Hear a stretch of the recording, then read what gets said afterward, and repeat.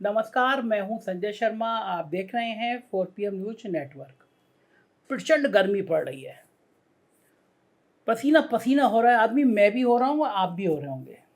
मतलब हालत ये है कि अप्रैल के पहले सप्ताह में ही पारा 42 डिग्री को पार कर गया था, कई जगह पे कर गया था। लेकिन इस बढ़ते पारे ने राजनीतिक गर्मी को भी काफ़ी हद तक बढ़ा दिया है, हमारे साहेब को परेशान करके रख दिया है। दरअसल साहेब की परेशानी राजनीतिक और प्रशासनिक कारणों से तो है ही है।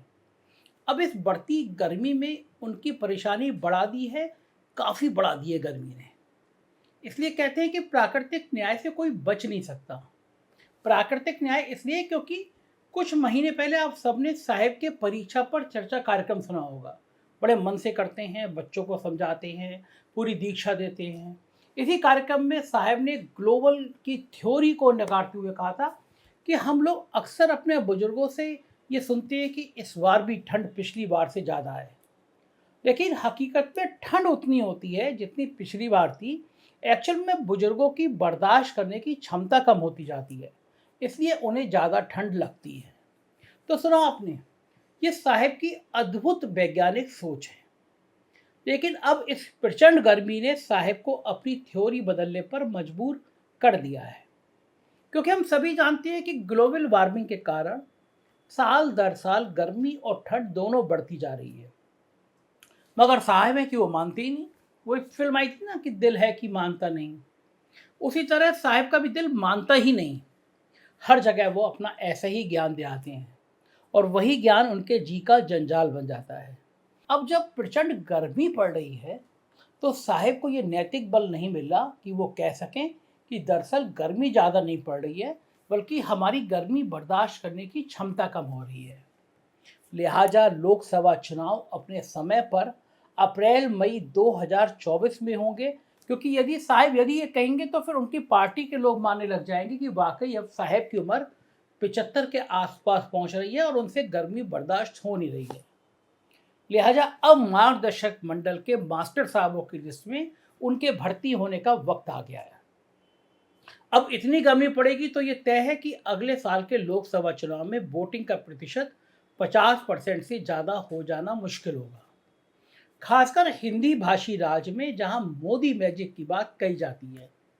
क्योंकि इन इलाकों में मोदी मैजिक तभी कामयाब हुआ जब वोटिंग प्रतिशत में 2014 में अचानक 10-12% का उछाल आया और ये 60 के पार पहुंच गया। 2014 और 19 की अप्रैल मई में साहेब की किस्मत से इतनी भयानक गर्मी नहीं पड़ी थी कि जिससे वोटर बाहर निकलकर आ ना पाए, और फिर लोग निकले थे और जमकर वोट किए थे। इसलिए गर्मी का प्रकोप और लू चलना एक स्वाभाविक कारण है जिससे लोकसभा चुनावों को नवंबर में, जब ना ज़्यादा ठंड होती है ना ज़्यादा गर्मी, कराने की बात सामने आ रही है। चर्चाएं हो रही हैं, पॉलिटिकल गलियारे में हो रही हैं, ब्यूरोक्रेसी में हो रही हैं। लेकिन इसके लिए सिर्फ गर्मी ही एकमात्र कारण नहीं है जिससे लोकसभा चुनाव को समय से पहले कराने की बात हो रही हो, बल्कि कुछ और कारण भी है जिससे साहब बड़े चिंतित हैं और नवंबर में तेलंगाना, छत्तीसगढ़, मध्य प्रदेश और राजस्थान के साथ साथ लोकसभा चुनाव कराने पर भी मंथन कर रहे हैं।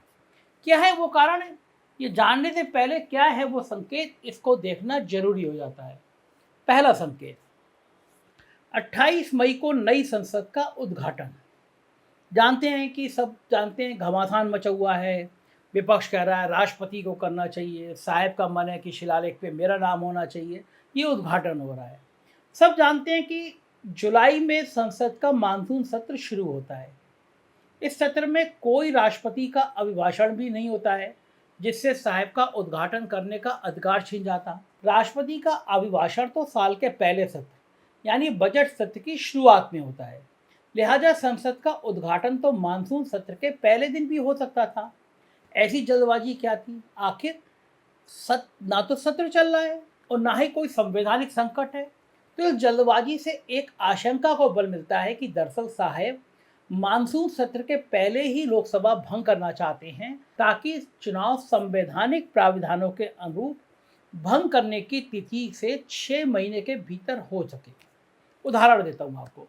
मान लीजिए यदि 20 जून को लोकसभा भंग कर दी जाती है तो 20 दिसंबर या उससे पहले नई लोकसभा की पहली बैठक हो जानी चाहिए। जाहिर है नहीं हो पाएगी। संकेत नंबर 2, दिल्ली का अध्यादेश। केंद्र सरकार ने सुप्रीम कोर्ट की रूलिंग के बावजूद दिल्ली के उपराज्यपाल को ताकतवर बनाने वाला अध्यादेश ले आए हैं, जारी कर दिया। लेकिन इस अध्यादेश की नीयत के साथ इसकी टाइमिंग में भी झोल है। कैसे झोल है ये मैं आपको बताता हूँ। संविधान का आर्टिकल 123 कहता है कि किसी मुद्दे पर अध्यादेश तभी लाया जा सकता है जब संसद का सत्र नहीं चल रहा हो। इस अध्यादेश की अधिकतम अवधि 6 महीने होती है और इसे 2 बार आगे भी बढ़ाया जा सकता है, लेकिन ध्यान रखिए 6 महीने अधिकतम अवधि है। और संविधान का आर्टिकल 123 ये भी कहता है कि इस दरमियान यदि संसद का सत्र होता है और उसमें इस अध्यादेश को कानूनी शक्ल नहीं दी गई तो उसी दिन सत्र की समाप्ति होगी। उस दिन ये अध्यादेश को भी अपने आप निष्प्रभावी मान लिया जाएगा, यानी जिस दिन सत्र खत्म हुआ उस दिन अध्यादेश भी निष्प्रभावी हो गया। अब सोचिए साहब इतने सरल तो है नहीं कि कोई ऐसा अध्यादेश लाए जिससे वो 1.5 महीने बाद के संसद सत्र में पारित ही न करा पाए। राज्यसभा में अपनी कमजोरी से वो भली भांति वाकिफ है। दूसरी बात यह है कि यदि लोकसभा भंग कर दी गई तो ना बचेगा बांस और ना बजेगी बांसुरी वाली कहावत चरितार्थ हो जाएगी। नवंबर में वे इस अध्यादेश को एक एक्सटेंशन भी दे देंगे। संकेत नंबर 3, विपक्षी एकता से घबराहट। एक तरफ राज दर राज बीजेपी का किला दरकता जा रहा है। 2019 के लोकसभा चुनाव के बाद से देखें तो झारखंड फिसल गया, महाराष्ट्र में ना घर के रहे ना घाट के, हरियाणा में वैशाखी पर सरकार है, हिमाचल और कर्नाटक फिसल गया, नीतीश बाबू ने बेवफाई कर दी, एमसीडी भी फिसल गया और अब मध्य प्रदेश के फिसलने की बारी है। हाँ, हो सकता है राजस्थान मिल जाए, लेकिन उससे फ़र्क क्या पड़ेगा साहब को, क्योंकि जब राजस्थान हाथ में नहीं था तब भी वहाँ की सभी 25 लोकसभा सीटें साहब को मिली। इसलिए राजस्थान आ भी गया तो कौन सा 25 से बढ़कर 26 एमपी हो जाएंगे। उधर विपक्षी एकता की कमान नीतीश बाबू ने खुद अपने हाथ में ले लिया, स्टीयरिंग संभाल लिया है। बड़ी होशियारी से साहब को चिढ़ाने वाला अपना प्रिय मुद्दा विशेष राज्य के दर्जे वाला नवीन बाबू को थमा दिया है। बची कुची कसर दलितों के बीच खड़गे साहब पूरी कर रहे हैं। ऐसा लग रहा है कि वो अपनी चाय संघ के लोगों को भी पिलाकर ही मानेंगे। राहुल बाबा स्टूडेंट से लेकर ट्रक ड्राइवर तक सबके बीच सीधे पहुंच जा रहे हैं। हर जगह उनके हाथ में चाय ही चाय होती है। अब प्रशांत किशोर भी बिहार में पैदल घूम रहे हैं और वो भी इस स्थिति में नहीं है कि साहब के लिए 2014 की तरह चाय पर चर्चा कार्यक्रम करवा सके। संकेत नंबर 4, कांग्रेस की बढ़ती हुई ताकत। अब कांग्रेस 4 राज्यों की सत्ता में है। मध्य प्रदेश में भी जीतने की स्थिति लग रही है। जीत तो पहली भी गई थी लेकिन साहब ने सेंध लगा दी थी। अब ऐसे में मध्य प्रदेश हाथ से चला गया तो सिर्फ योगी आदित्यनाथ, भूपेंद्र पटेल और FIR मास्टर यानी असम के मुख्यमंत्री हेमंत बिस्वा शर्मा के भूते तो सत्ता मिल नहीं सकती। लिहाजा साहब ये सोच रहे होंगे कि लोकसभा भी चुनाव भी साथ में हो जाए तो मध्य प्रदेश का किला भी संभवतः बच जाए, छत्तीसगढ़ में भी कुछ प्रभाव पड़े और बाकी का काम पूरा करने के लिए तो न्याय और इंसाफ के ब्रांड ED और CBI को उन्होंने छोड़ ही रखा है। एक दिन ये भी है कि यदि कांग्रेस ने मध्य प्रदेश जीत कर वहाँ की पुरानी मांग आदिवासी मुख्यमंत्री को मान लिया तो द्रौपदी मुर्मू कार्ड भी हाथ से गया। लिहाजा बेहतर है कि दोनों चुनाव एक साथ हो जाए। हरियाणा और पश्चिमी उत्तर प्रदेश में पहलवानों के साथ साथ अब सर्व खाप पंचायतें जुट चुकी हैं, अतः चुनाव जीतना लटकेगा। दूसरा, इन इलाकों में साहब की पार्टी के लिए शिमला बनता चला जाएगा जितना देर होगा। लिहाजा गर्मी आने से पहले ही शिमला बना दिया जाए तो शायद कुछ फायदा मिले। इन सब परिस्थितियों को देखकर साहब कहीं ऐसा तो नहीं सोच रहे कि जितनी देर होगी उतना बवाल बढ़ता जाएगा। लिहाजा सबको सरप्राइज करते हुए लोकसभा ही भंग कर दो ताकि विपक्षी दल भी हैरान हो जाएं। नीतीश कुमार भी बिहार की लोकसभा सीटों तक चाक चौबंद करने में लग जाएं और विपक्षी एकता की मुहिम से तौबा कर लें। साथ ही गर्मी में वोट प्रतिशत में भारी गिरावट का डर खत्म हो जाए। देखिए आगे आगे होता है क्या, लेकिन अगले 3-4 हफ्ते बहुत महत्वपूर्ण हैं क्योंकि कुछ भी हो सकता है। ये वही साहब हैं जो 2002 में गुजरात दंगों की आग में झुलस रहा था तो उस आग पर अपनी ध्रुवीकरण की रोटी सेकने के लिए विधानसभा को भंग करके चुनाव में कूद गए थे और ऐसे प्रयोग कई बार हुए हैं। एक बार तेलंगाना में भी ऐसे हुआ था। केसीआर किसी को उम्मीद नहीं थी, अचानक केसीआर ने एक दिन मीटिंग बुलाई और उस मीटिंग में विधानसभा भंग कर दी।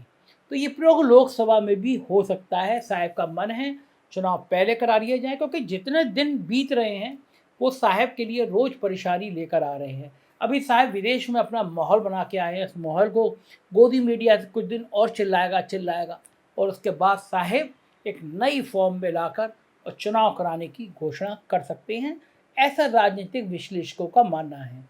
होगा क्या, हम बताते रहेंगे। आप देखते रहिए 4PM न्यूज़ नेटवर्क। यही चैनल है जो आपसे खुल के बात करेगा, सच बोलेगा। सब्सक्राइब करिएगा।